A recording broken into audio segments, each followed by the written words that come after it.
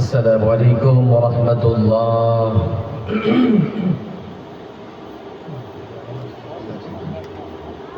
نحمده ونصلي على رسوله الكريم. أما بعد، فأعوذ بالله من الشيطان الرجيم.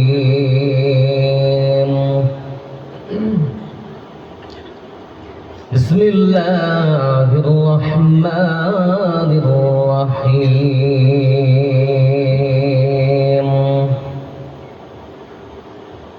وكان حقا علينا نصر المؤمنين.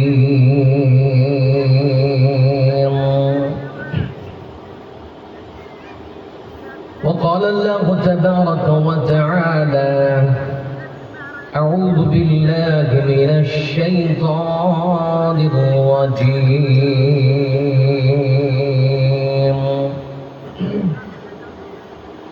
أفغير دين الله يبغون وله أسلم من في السماوات والأرض طوعا وكرها وإليه يرجعون.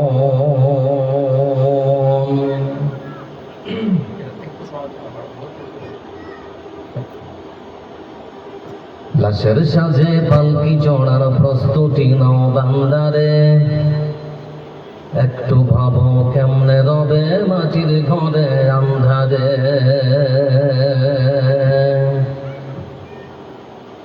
লাশের সাজে পালকি চড়ার প্রস্তুতি নাও বান্দারে, একটু ভাবো কেমনে রবে মাটির ঘরে আন্ধারে।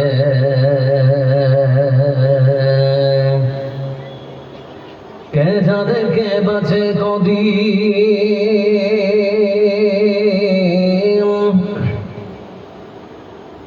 কে জানে কে বাঁচে কদিন, জানা কি যায় আহারে। হয়তো কাফনের কাপড় এসে গেছে বাজারে, তোমার দাফনের কাপড় এসে গেছে বাজারে। লাশের সাজে পালকি চড়ার প্রস্তুতি নাও বান্দারে, একটু ভাবো কেমনে রবে মাটির ঘরে আন্ধারে।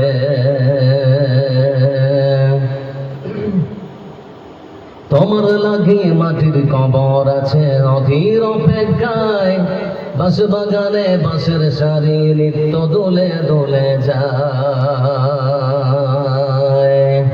তোমার লাগি মাটির কবর আছে অধীর অপেক্ষায়, বাঁশ বাগানে বাঁশের সারি নিত্য দোলে দোলে যায়। হচ্ছে তৈরি হয়তো তোমার,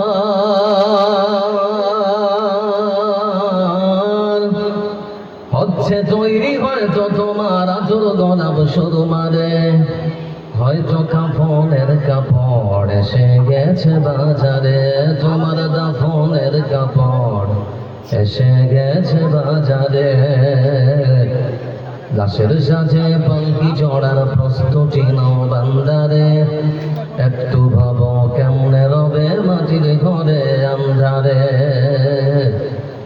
যেই পানিতে গোসল দিবে কুসুম গরম করিয়া, সেই পানি আর বড়ই পাতা আছে তৈরি কাটিয়া।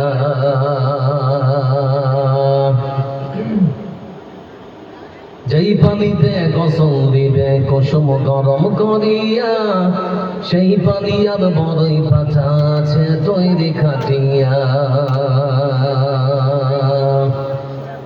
আজরাইলকে কবু বন্ধু, আজরাইলকে কবু বন্ধু ফাঁকি দেয়া যায় না রে। হয়তো কাফনের কাপড় এসে গেছে বাজারে, তোমার দাফনের কাপড় এসে গেছে বাজারে। লাশের সাজে পালকি চড়ার প্রস্তুতি নাও বান্দারে, একটু ভাবো কেমনে রবে মাটির ঘরে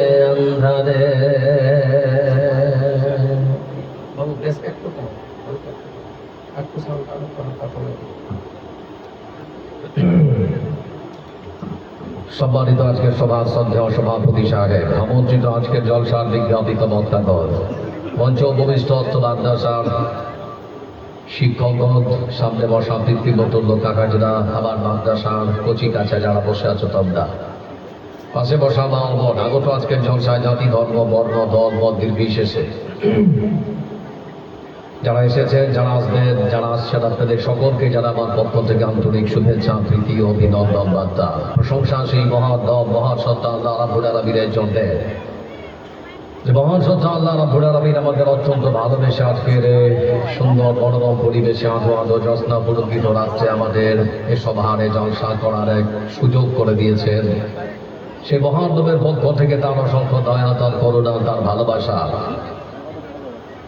আল্লাহর অসংখ্য নিয়ামতের শুকরিয়া স্বরূপ আমরা সকলে একবার পাঠ করব আলহামদুলিল্লাহ। শান্তি বর্ষিত হোক তার পক্ষ থেকে, তার মনোনীত প্রেরিত পৃথিবীর সর্বসেরা মহামানব বিশ্বনবী মুহাম্মদ মুস্তাফা সাল্লাল্লাহু আলাইহি ওয়াসাল্লামের উপরে আল্লাহুম্মা সাল্লি আলাইহি ওয়া সাল্লিম বারিক আলাইহি।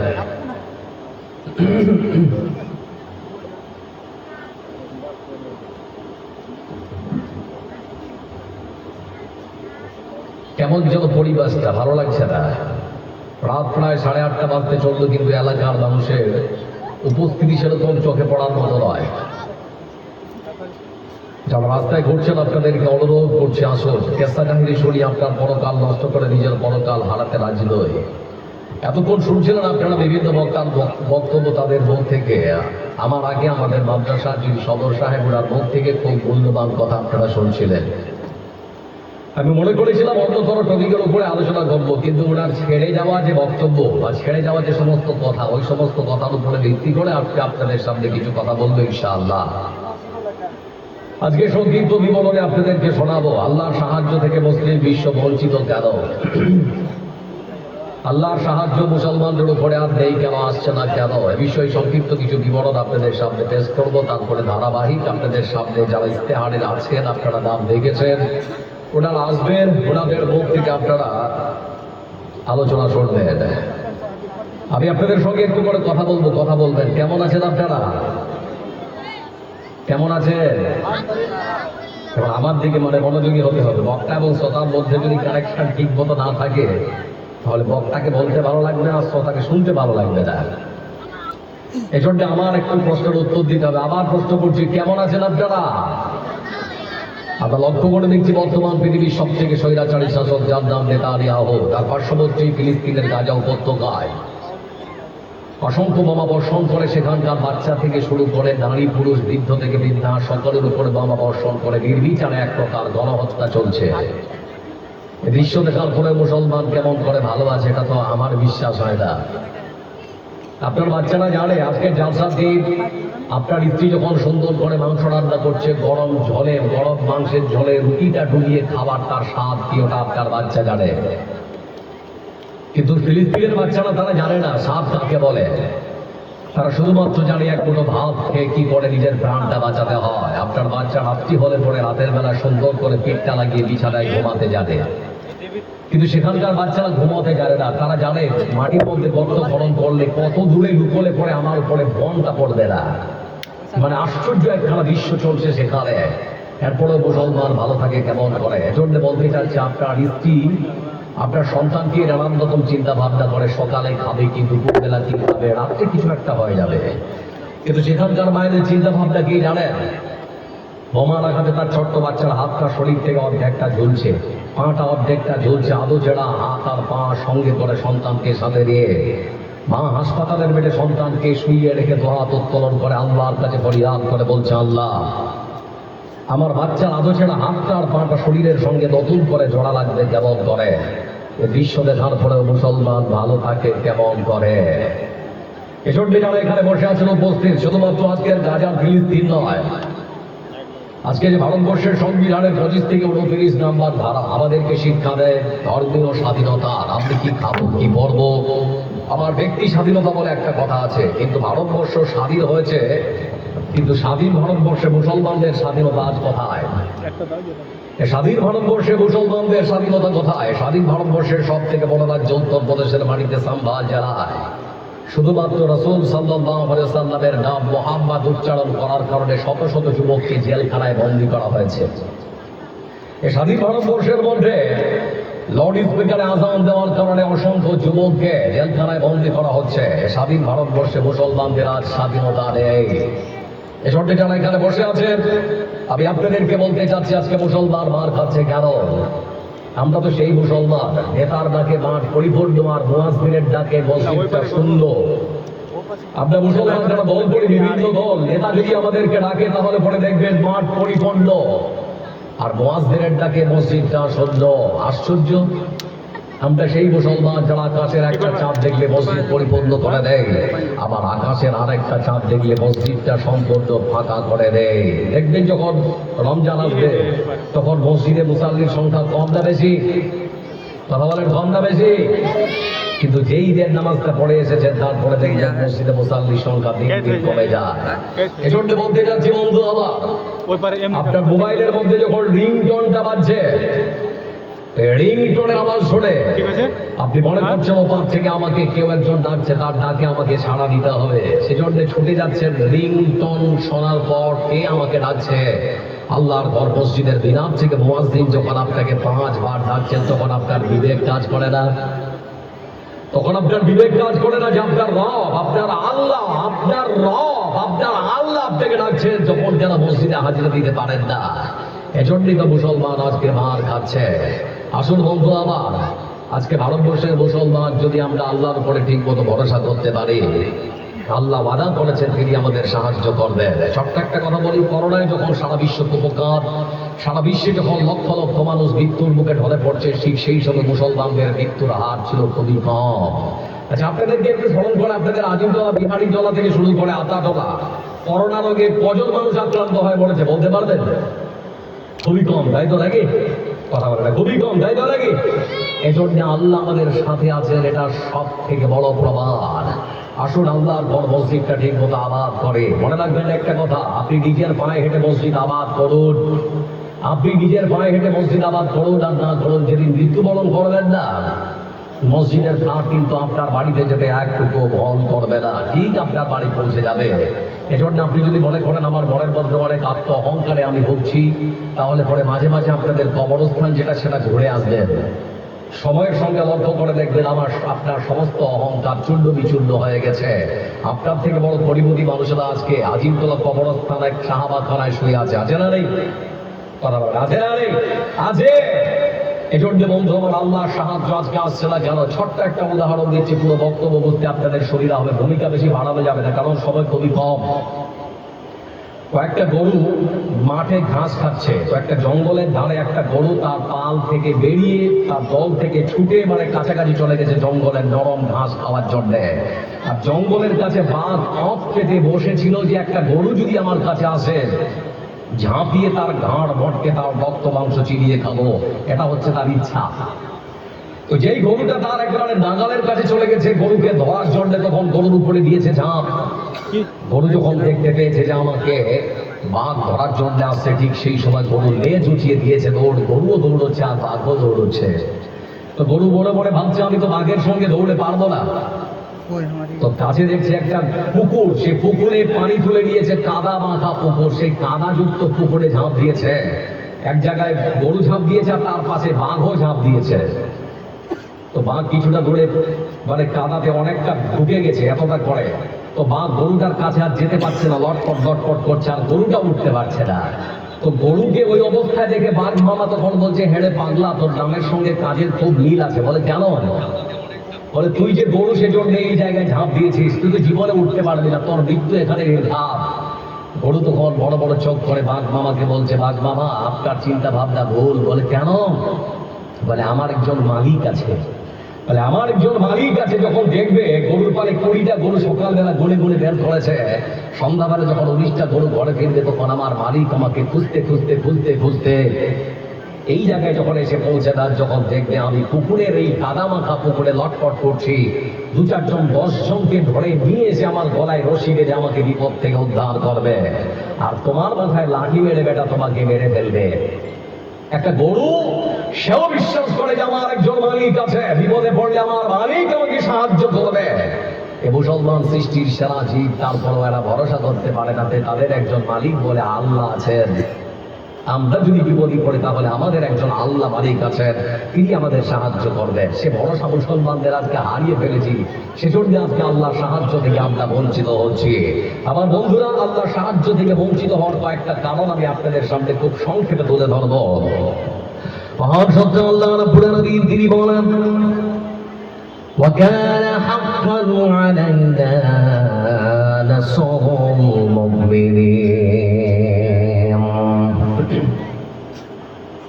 আমার কোন মুমিন বান্দা কখনো কোনো জায়গায় কোনো সময় তারা যদি বিপদে পড়ে যায়, আমি আল্লাহ রাব্বুল আলামিন আমার মুমিন বান্দাদেরকে সমস্ত বিপদ থেকে উদ্ধার করার জন্য সর্বরকম সাহায্য পাঠিয়ে আমি আল্লাহ তাদেরকে বিপদ থেকে উদ্ধার করে দেই। বিপদ থেকে উদ্ধার করার মালিককে কথা বলেন কে? এজন্য আল্লাহ রাব্বুল আলামিন তিনি কোরআনে কারীমের ভাষায় আরেক আয়াতে বলেন, ولا تهنوا ولا تحزنوا وأنتم الأعلون إن كنتم مؤمنين। কোনো ভয় করো না, কোনো চিন্তা করো না, যদি ঈমানদার হও আমি আল্লাহ তোমাদের জন্য যথেষ্ট। পরপর দুটো আয়াত করলাম, দুটো আয়াত আল্লাহ অঙ্গীকার করলেন যে যদি তোমরা ঈমানদার হও তাহলে সাহায্য পাবে, না হলে সাহায্য পাবে না। আচ্ছা, ছোট্ট একটা প্রশ্ন করছি, যারা জালসা শুনতে এসেছেন ঈমান না থাকলে জালসা শুনতে আসতেন? কেন বলেন, আসতেন কি না?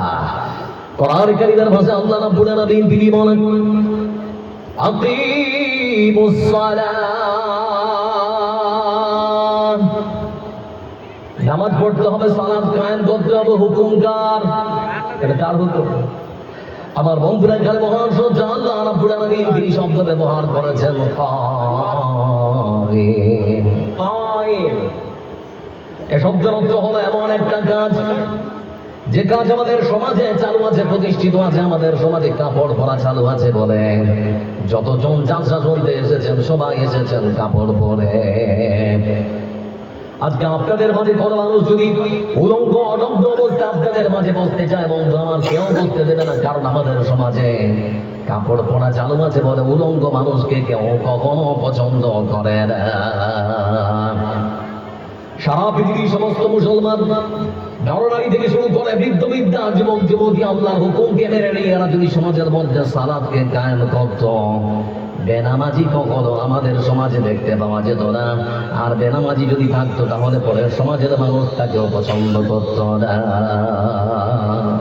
এখন প্রশ্ন করছি, বেনামাজি আছে না নেই? কথা বলেন, আছে না নেই? কথা বলেন।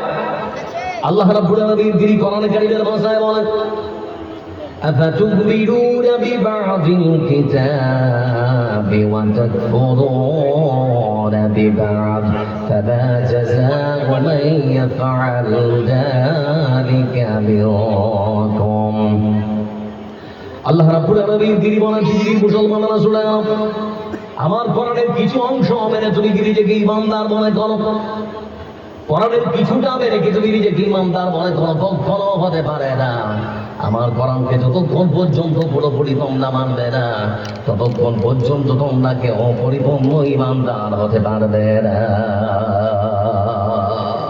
তাহলে পরে আল্লাহর হুকুমকে ঠিক মতো মানি না, সেজন্য আজকে মুসলমান মার খাচ্ছে। মূলত আমরা আজকে লাইন ছেড়ে বেলায়েত হয়েছে, বিদায় হজরত রাসূলের দেওয়া সেই ভাষণ আমরা ভুলে গেছি। আপনারা সবাই বিচারক, একটা বিচার করতে বলছে আপনাদের। ধরনের একটা ছেলে রাস্তা দিয়ে হেঁটে যাচ্ছে, আর পেছন দিক থেকে একটা লোক সাইকেল নিয়ে যাচ্ছিল। দুজনের মধ্যে যদি ধাক্কা লাগে তো পাবলিক কাকে মারবে? কথা বলবে, কাকে মারবে? সাইকেল লাগে। সাইকেলের সঙ্গে যদি ট্যাক্সির ধাক্কা লাগে তাহলে কাকে মারতে হয়? ট্যাক্সির সঙ্গে যদি ট্রেনের ধাক্কা লাগে তো কাকে মারবে? ট্রেনকে মারা যাবে? ছোট্ট করে একটা কথা বলতে পারে, আমি আমার লাইনে আছি, আমি আমার লাইনে আছি, লক্ষ্য করে দেখো তুমি তোমার লাইন থেকে লাইনচ্যুত হয়েছে বলে তোমার আমার সঙ্গে তোমার ধাক্কা লেগেছে। বাবু চট করে ঠিক করে এখান থেকে নটে বড়াই বাবু চলো, হয়েছে একটু তাড়াতাড়ি বলো। আজকে মুসলমান কোরআন এবং হাদিসের লাইন থেকে লাইনচ্যুত হয়েছে, সেজন্য মুসলমান মার খাচ্ছে, না হলে এরা কখনো মার খেত না। লক্ষ্য করে দেখুন বন্ধু আমার, আযান হচ্ছে ফিলিস্তিনের মাটিতে, হাইয়া আলাস সালাহ,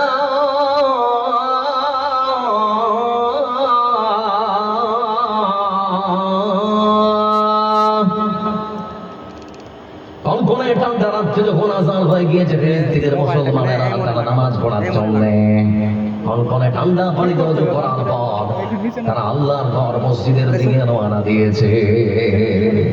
তো গিয়ে দেখছে সেখানকার পার্শ্ববর্তী ইসরায়েলের সেনাবাহিনী মসজিদ দখল করে ফেলেছে। আমার বন্ধুরা বলা হচ্ছে মসজিদের নামাজ পড়ার সুযোগ দেওয়া হবে না। অনেক কাকুতি বিরোধী করা হলো, তারপরে মুসলমানদেরকে নামাজ পড়ার জন্য মসজিদে ঢুকতে দেওয়া হলো না। কিছুক্ষণের মধ্যে মসজিদটা বুলডোজার দিয়ে ভেঙে চুরমার করে দেওয়া হলো।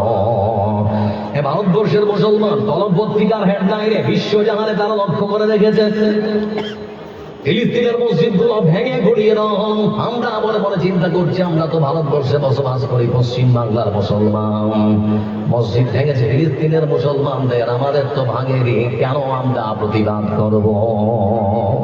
আমাদের প্রতিবাদ করার কি আসে যায়? আমার বন্ধুরা শুধুমাত্র ফিলিস্তিন নয়, ভারতবর্ষের মাটিতে আমাদের পার্শ্ববর্তী রাজ্য ঝাড়খণ্ডের মাটিতে কিছুদিন আগে দেখেছিলাম আমার এক ভাই মুসলমান যার নাম তাবরেজ আনসারী, কারেন্টের খুঁটি দিয়ে বেঁধে আমার ভাই তাবরেজ আনসারীকে পিটিয়ে হত্যা করেছে। বন্ধু আমার, আমরা আজিমতলার মুসলমান মনে মনে ভাবলাম ওটা তো তাবরেজ আনসারী আমার ভাই নয়, কেন প্রতিবাদ করব? কি দরকার প্রতিবাদ? প্রতিবাদ করার দরকারটাই বা কি আছে? এজন্য বলতে যাচ্ছি বন্ধু আমার, মহান সত্য আল্লাহ রাব্বুল আলামিন তিনি সুন্দর করে এজন্য বলেন আফাগায়রা দীনিল্লাহি ইয়াবগুন ওয়ালাহু আসলামা মান ফিস সামাওয়াতি ওয়াল আরদি তাওআন ওয়া কারহান ওয়া ইলাইহি ইরজাউন। আল্লাহ রাব্বুল আলামিন তিনি বলেন, আমি আল্লাহ রাব্বুল আলামিন তোমাদেরকে সৃষ্টি করেছিলাম শুধুমাত্র তোমরা আমার গোলামি করবে, কিন্তু সেটা না করে লক্ষ্য করে দেখো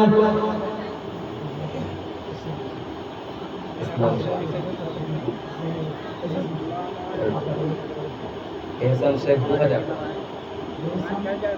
রেহসান 5000, আচ্ছা 2000 ইসলাম শেখ, আল্লাহ তুমি কবুল করো, সাল্লি আলাইহি আল্লাহু বারিক আলাইহি। আচ্ছা এহসান শেখ দিয়েছেন আর এহসান আর রেজা নাকি দুজন মিলে 7000 টাকা। আচ্ছা লক্ষ্য করে দেখুন বন্ধু আমার, মহান সত্য আল্লাহ রাব্বুল আলামিন তিনি বলেছেন আজিমতুল গ্রামের মানুষ লক্ষ্য করে দেখো আকাশ আর জমিনের মধ্যে তোমরা যা কিছু দেখতে পাও, ইচ্ছায় হোক আর অনিচ্ছায় হোক, মন চাক আর না চাক, সব কিছু আমি আল্লাহ আমার গোলামি করে। যা কিছু আছে দেখতে পাচ্ছেন সব আল্লাহকে ডাকে। আল্লাহ রাব্বুল আলামিন তিনি সুন্দর করে কোরআনে কারীমের ভাষায় বলেন ইউসাব্বিহু লিল্লাহি মা ফিস সামাওয়াতি ওয়া মা ফিল আরদ। আকাশ আর জমিনের মধ্যে তোমরা যা কিছু দেখতে পাও, আমি আল্লাহ সব কিছু আমার পবিত্রতা আর আমার প্রশংসা বন্দনা করে। যা কিছু তোমাদের নজরে আছে সব কিছু আমার প্রশংসা পবিত্রতা বন্দনা করে। আল্লাহ রাব্বুল আলামিন তিনি বোঝাতে চাচ্ছেন বললাম ওই আকাশের যে পাখি দেখতে পাও ডানা মেলে উড়ে বেড়ায়, তারাও আমার প্রশংসা পবিত্রতা বন্দনা করেন। আমার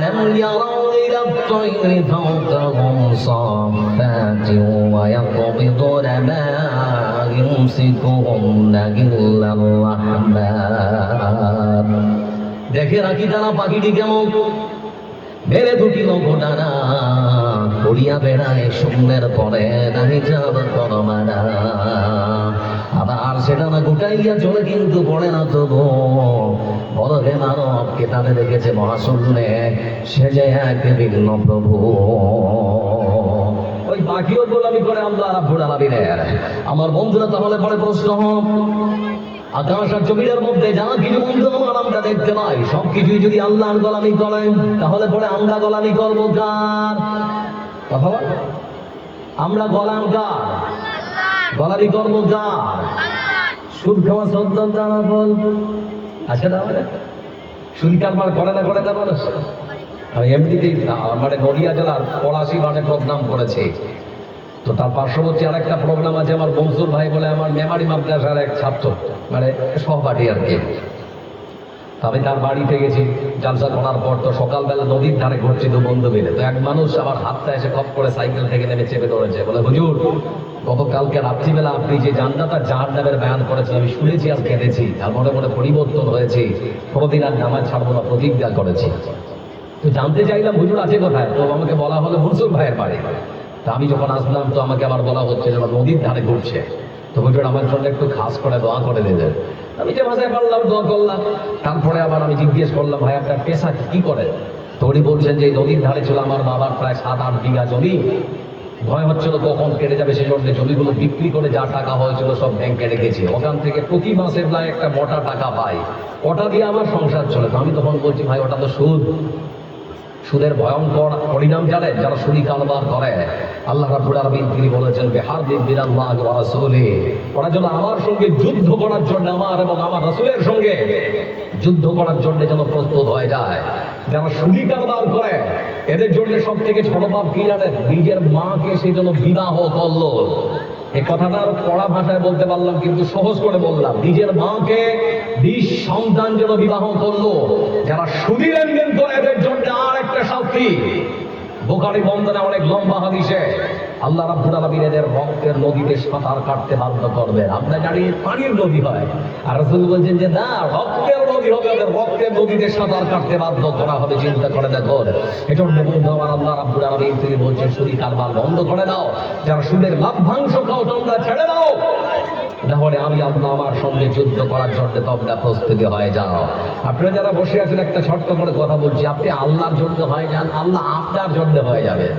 আপনি শুধুমাত্র আল্লাহর জন্য হয়ে যান, আল্লাহ আপনার জন্য হয়ে যাবে।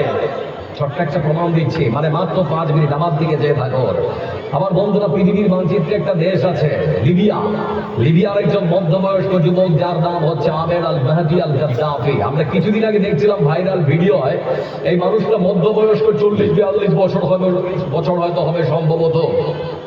এই মানুষটা হজ করার জন্য প্রস্তুতি নিয়েছে, সর্বরকম পাসপোর্ট থেকে শুরু করে ভিসা যত রকম যা কিছু লাগে সব কিছু মানে ভালো মতো সেরেছে। তারপরে তার এলাকার মানুষদের সঙ্গে বাসে উঠেছে, মানে এলাকার মানুষরা এক জায়গায় হয়েছে।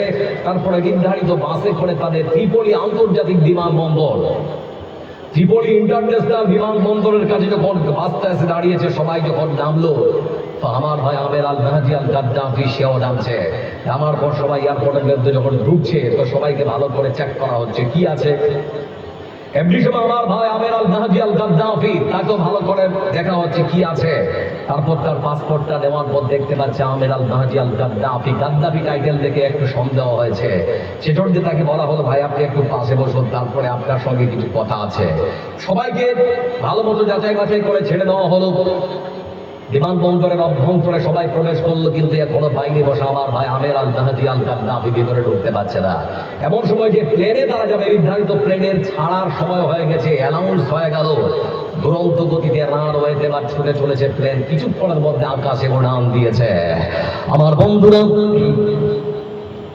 এমন সময় আমার ভাই আমের আল মাহদি এখনো পর্যন্ত বসে আছেন সেই ত্রিপলি আন্তর্জাতিক বিমানবন্দরের মধ্যে। এক অফিসার এসে বলতে শুরু করেছে, ভাই আমের আল মাহদি আল গাদ্দাফি, মনে হয় মহান আল্লাহ এবার তোমার হজ কবুল করে নি, বাড়ি ফিরে যাও, এবার আর যাওয়া হবে না। আমের আল মাহদি আল গাদ্দাফি আমার ভাই বললেন, না, আমি যে মহান সত্য আল্লাহ রাব্বুল আলামিনের ঘর দেখার জন্য পাসপোর্ট করলাম, ভিসা লাগালাম, সেই মহান রবের প্রতি আমার অটুট আস্থা এবং বিশ্বাস, অবশ্যই এই প্লেনে করেই আমি আল্লাহর ঘর দেখার জন্য পৌঁছাবো। বলে তোমার মাথা খারাপ? বলে কেন? বলে এখন তুমি যে প্লেনে করে যাবে, ওই প্লেনটা জমিন থেকে প্রায় 12,000 ফুট উপরে উঠছে, ওই প্লেনটাকে আবার আনতে যে তুমি ওই প্লেনে যাবে। এমন সময় বন্ধু আমার ভাই আমের আল মাহদি বলছেন, না, অভিযান হতে পারে না, যে আল্লাহর ঘর দেখার জন্য আমি বাড়ি থেকে এত দূর পর্যন্ত ছুটে এসেছি, সে আল্লাহ রাব্বুল আলামিন আমাকে বিমানবন্দর থেকে সৌদি আরব পর্যন্ত পৌঁছে দেওয়ার দায়িত্ব নেবেন। কিছুক্ষণের মধ্যে খবর এসেছে যে ওই প্লেনের মধ্যে কিছুটা যান্ত্রিক ত্রুটি দেখা দিয়েছে। আমার বন্ধুরা, প্লেনের যারা পাইলট, সেই বিমানবন্দরের অফিসার যারা, তাদের সঙ্গে কানেকশন হলো, কথাবার্তা হলো। আমরা যে পাইলট উড়াচ্ছি, এই পাইলটের মধ্যে যান্ত্রিক ত্রুটি দেখা দিয়েছে, জরুরি যদি অবতরণ না করি তাহলে পরে বিমান যে কোনো সময় ধ্বংস হয়ে যেতে পারে। আবার ঘুরিয়ে নিয়ে আসা হলো আকাশ থেকে, আবার সেই ত্রিপলি এয়ারপোর্টে। তো আমের আল মাহদি আল গাদ্দাফি তিনি মনে মনে ভাবলেন, যাক আল্লাহ আমার কথা হয়তো শুনেছেন, কিন্তু যে বিমানের পাইলট দ্বিতীয়বার তিনি তারপরও কিন্তু বিমানের যে দরজা খুলতে রাজি হন, যান্ত্রিক ত্রুটি সারার পর আবার বিড়াল নামালয় থেকে ছুটলো, আবার আকাশে উড়ান দিয়েছে।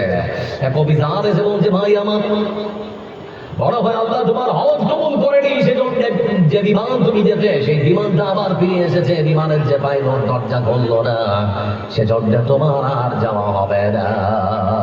পরের বার চেষ্টা করবে।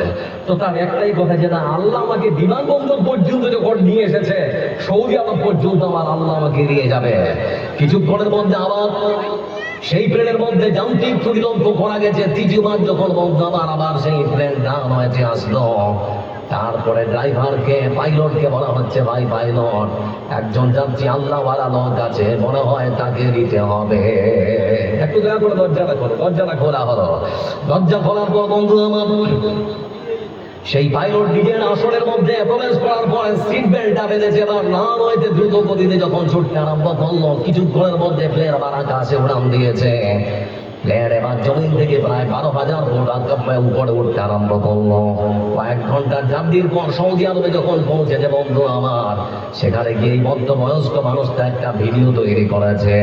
এই পৃথিবীর মুসলমানরা শুনে নাও, শক্তি তোমরা যদি আল্লাহর জন্য হয়ে যেতে পারো, তাহলে পরে মহান সত্তা আল্লাহ রাব্বুল আলামিন তোমাদের জন্য হয়ে যাবেন।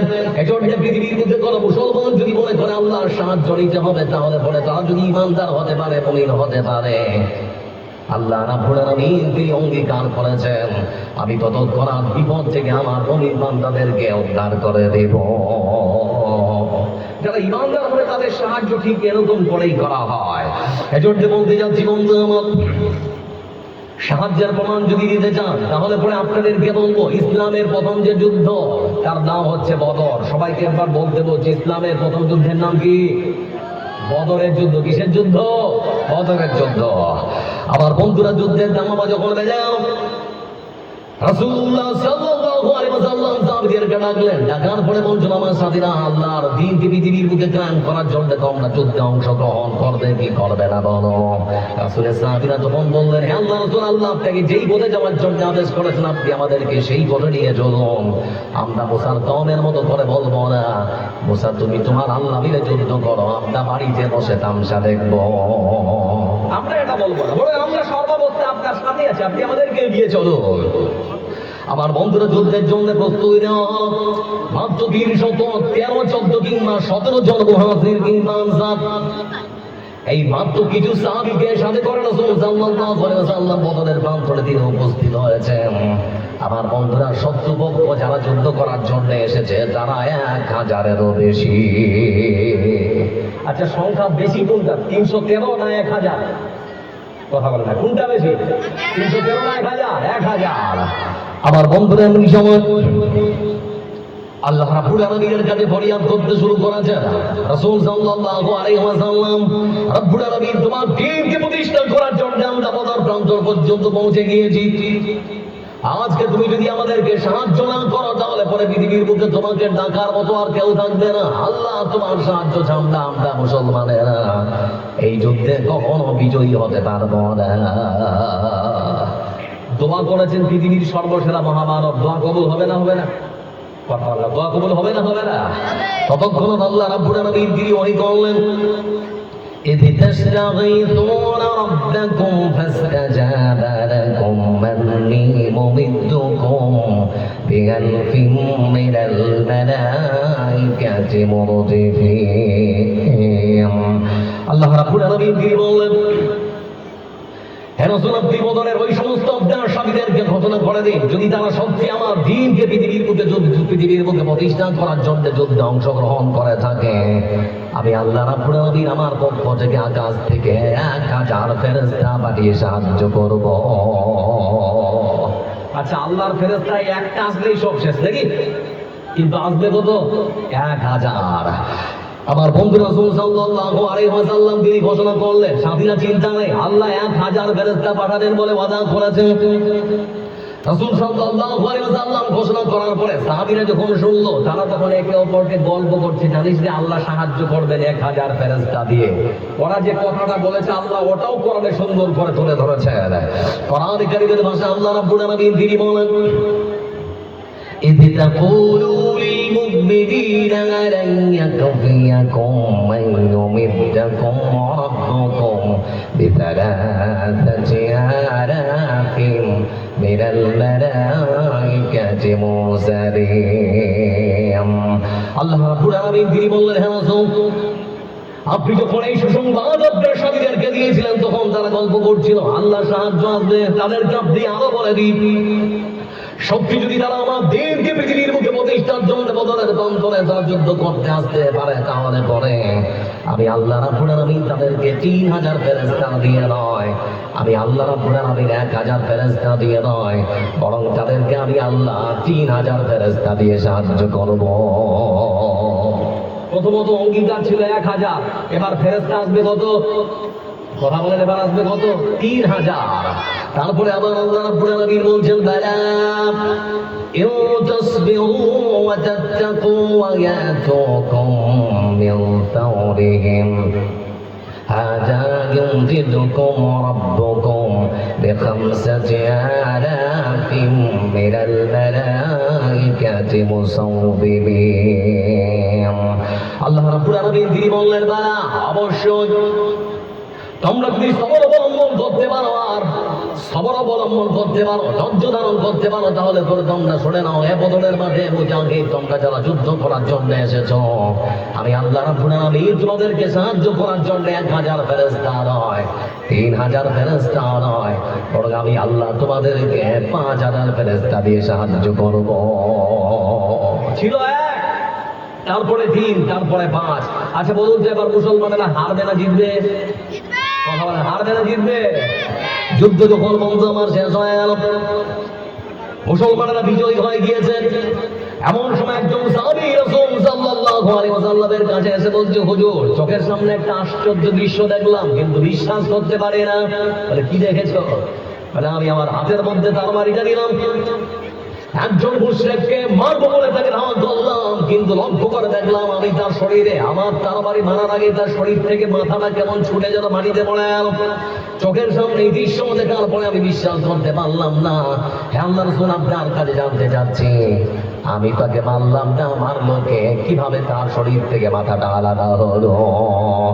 রাসূল সাল্লাল্লাহু আলাইহি ওয়াসাল্লাম তিনি তখন বললেন, আমার সাথীরা শুনে নাও, যে মহান শক্তি আল্লাহ রাব্বুল আলামিন তিনি মানা করেছিলেন তোমাদেরকে সাহায্য করার জন্য, তুমি যখন তোমার তরবারিটা উঁচিয়ে সেই মুশরিককে তাড়া করেছিলে মারার জন্য, ঠিক সেই সময় যে ফেরেশতারা কাছ থেকে আল্লাহ রাব্বুল আলামিন পাঠিয়েছে, সেই ফেরেশতারা তাদের তরবারি দিয়ে সব কাজের ফায়সালা করে দিয়েছে। ভাবা যায়? তার মানে কি বুঝতে পারলেন? আল্লাহর সাহায্য এক সময় এসেছে, আজকে আসে না। তার মানে আমরা লাইন ছেড়ে বেলায় হয়েছি, সেজন্য আজকে আল্লাহর সাহায্য আসছে না। মুসলমান যারা এখানে বসে আছে, আপনাদেরকে একটা কথা বলে, আল্লাহ আমাদের কম ভালোবাসেন না বেশি? ভাই কথা বলেন না, মুখ খোলেন না, কম না বেশি? দেখবেন আল্লাহ আমাকে কত, আমরা আপনাদেরকে কত ভালোবাসেন, একটা কারি নমুনা দিচ্ছে আপনাদেরকে। পৃথিবীর বিজ্ঞান যারা পুরুষের শুক্রকীট, শুক্রাণু আর নারীর ডিম্বাণু নিয়ে যারা গবেষণা করে, সেই সমস্ত বিজ্ঞানীদের একটা মত হচ্ছে, একজন সুস্থ পুরুষ যখন তার স্ত্রীর সঙ্গে একবার মিলিত হয়, যে পরিমাণ বীর্য নির্গত হয় তার মধ্যে প্রায় 40 কোটি শুক্রকীট থাকে। ভালো করে কথাটা বুঝুন, 40 কোটি শুক্রকীট থাকে। লজিক কি বলছে? 40 কোটি যদি শুক্রাণু থাকে, তাহলে মায়ের পেটে বাচ্চা হওয়ার দরকার ছিল 40 কোটি, তাই তো নাকি? কিন্তু পৃথিবীর বিজ্ঞান বলছে সেই শুক্রাণুগুলো যখন মায়ের জরায়ুর দিকে পাগলের মতো ছুটতে থাকে, একসময় তারা ক্লান্ত হয়, মাঠেই ওই চলার পথে বেশিরভাগটাই তারা মারা যায়। বেঁচে থাকে শুধুমাত্র 450 থেকে 500 শুক্রকীট। এই 450 থেকে 500 শুক্রকীট তারাও যখন চলতে থাকে, এক পর্যন্ত তারাও ক্লান্ত হয়ে মারা যায়। বাকি থাকে 1টা থেকে 2টা শুক্রকীট, যেটা মায়ের বাচ্চাদারিতে গিয়ে সেই মায়ের বাচ্চাদারির জরায়ুতেও প্রবেশ করার পর তার যে ডিম্বকোষ সেটাকে ফার্টিলাইজ করে। বলছিলাম আপনাদেরকে, সেই সৌভাগ্যবান মানুষ যারা আপনারা এখানে বসে আছেন, সেই সৌভাগ্যবান মানুষটা হচ্ছেন আপনি। যারা এখানে বসে আছেন, ওই 40 কোটি মানুষের মধ্যে 40 কোটি শুক্রাণুর মধ্যে আল্লাহ আপনাকে বেছে নিয়েছিল বলে আপনার মার জরায়ুতে আপনার যাওয়ার জায়গা হয়েছিল। যখন আপনি পাগলের মতো আপনার বাবার পৃষ্ঠদেশ থেকে পাগলের মতো ছুটে চলছিলেন আপনার মায়ের বাচ্চাদানির দিকে, তখন কিন্তু আপনার চোখ ছিল না, তারপর আপনি জিতেছেন, পরাজিত হননি। আপনি যখন পাগলের মতো ছুটছিলেন তখন আপনার পা ছিল না, তারপর আপনি বিজয় হয়েছেন, আপনি পরাজিত হননি। সেই মানুষটা আপনি, আজকে যে আপনি বসে আছেন সেই মানুষটা আপনি। আপনার লক্ষ্য করে দেখুন, মায়ের পেটে বাচ্চা আসার পর কত বাচ্চা 6 মাসে মৃত্যুবরণ করে, কিন্তু আল্লাহ থেকে মায়ের পেটে মেরে ফেলেননি, সেই মানুষটা আপনি। কত মানুষ, কত বাচ্চা ভূমিষ্ঠ হওয়ার পরে পরে মারা যায়, আল্লাহ আপনাকে তখনও মারেননি, আল্লাহ আপনাকে বাঁচিয়ে রেখেছেন, সেই মানুষটা এখনো আপনি। কত মানুষ বড় হওয়ার পর 6 বছর 5 বছরে মারা যায়, কিন্তু আল্লাহ আপনার জীবনটা এখনো কেড়ে নেননি, সেই মানুষটা আপনি। সেই 40 কোটির মধ্যে সৌভাগ্যবান মানুষটা হচ্ছেন আপনি। আল্লাহ থেকে কত ভালোবাসেন, চিন্তা করে দেখেছেন? একবার কল্পনা করে দেখুন, আমার বন্ধু, এই জন্য আল্লাহর নিয়ামত আমরা ভক্ষণ করছি সর্বক্ষণ, সে আল্লাহর শুকরিয়া আদায় করার দরকার আছে না নেই? কথা বলে আছে না নেই? আছে। বন্ধু আমার লক্ষ্য করে দেখুন, যারা এখানে বসে আছেন, আমাদের পশ্চিমবাংলার মাটিতে হুগলি জেলা পান্ডুয়া বলে একটা জায়গা আছে, একটা প্রতিবেদন করছিলাম যে সেখানকার এক 70 বছরের বৃদ্ধ মানুষ তার পরিবারের সঙ্গে টেবিলে ভাত খেতে বসেছেন, এমন সময় বুকের মধ্যে প্রচন্ড ব্যথা, বাম দিকে প্রচন্ড যখন ব্যথা অনুভূত ধরলো, তার বড় ছেলেকে বলছে, মনে হয় জীবনটা বাঁচবে না, আমাকে দয়া করে একটু হাসপাতালে নিয়ে চলো। এমন সময় তার বড় ছেলে, ছোট ছেলে, তারা সবাই মিলে হাসপাতালে নিয়ে যাওয়ার জন্য প্রস্তুত। আমি বলে দিলাম, দেখা যাবে, আচ্ছা বলবো এইসব, আপনি লিখে দিন। তোমার কথা শুনে হবে। আমি যেটা বলছিলাম বন্ধু আমার, বলতে যাচ্ছি আপনাদেরকে, বুকের মধ্যে বাম পাজরে যখন প্রচন্ড ব্যথা অনুভূত হলো, তার পরিবারের মানুষেরা তখন দিয়ে চলে গেল চুঁচুড়ো সদর হাসপাতাল। ব্যান্ডেল স্টেশনের পাশে চুঁচুড়ো সদর হাসপাতালে নিয়ে গেল। ডাক্তার ইসিজি ইকোটিকো করার পর দেখছে বুকের মধ্যে, মানে হার্টের মধ্যে ব্লকেজ ধরা পড়েছে। তো তার বড় ছেলেকে ডেকে বলছে, তোমার বাপের বুকের 22 সার্জারি করতে হবে হার্টের, না হলে বাঁচবে না।